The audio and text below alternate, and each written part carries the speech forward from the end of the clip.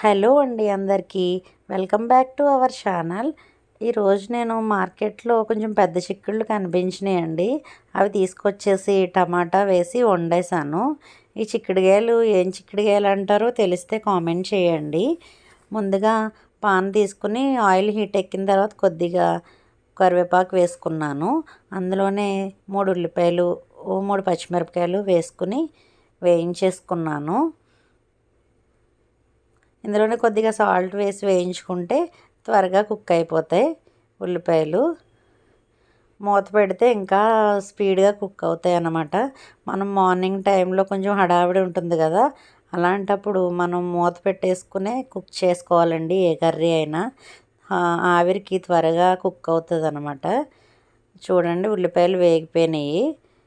ఇందులోనే నేను medium size టమాటాలు 3 తీసుకున్నానండి. ఆ 3 వేసేసి ఒకసారి కలిపేసి వీటిని కూడా మూత పెట్టేద్దాము. ఆవిరికి త్వరగా కుక్ అవుతుంది అనమాట. మనకు ఇంకో పని ఉంటే మూత పెట్టేసుకుని చేసుకోవచ్చు. ఆ పని అయ్యేలోపు ఇవి కుక్ అయిపోతాయి అన్నమాట. ఇదిగోండి, అయిపోయినాయి. దీంట్లోనే ఆ చిక్కుడుకాయలని చిన్న చిన్న ముక్కలుగా కట్ చేసి ఉప్పు నీటిలో వేసి కడిగాను అన్నమాట.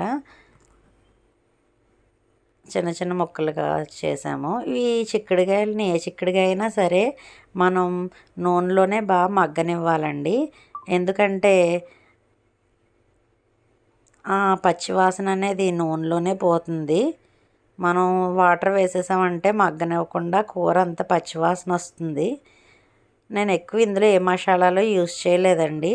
ఓన్లీ టమాటో, కొద్దిగా గరం మసాలా కూడా వేసాను. నేను ప్రిపేర్ చేసుకున్న గరం మసాలా.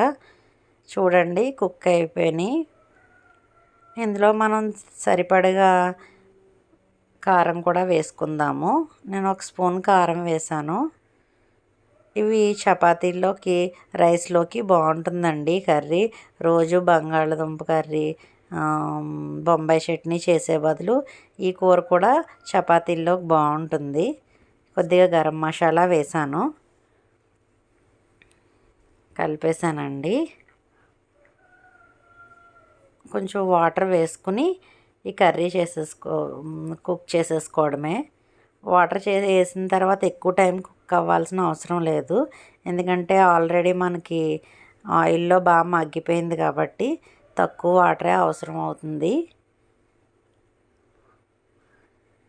ఈ చిక్కుడుకాయలను ఏమంటారో నాకు అంతగా తెలీదు. మీకు గనక తెలిసినట్లయితే కామెంట్ చేయండి. ఈ కర్రీ మీరు కూడా ట్రై చేస్తారని అనుకుంటున్నాను. ఎలా ఉందో ట్రై చేసి లైక్ చేసి సబ్స్క్రైబ్ చేయండి ప్లీజ్.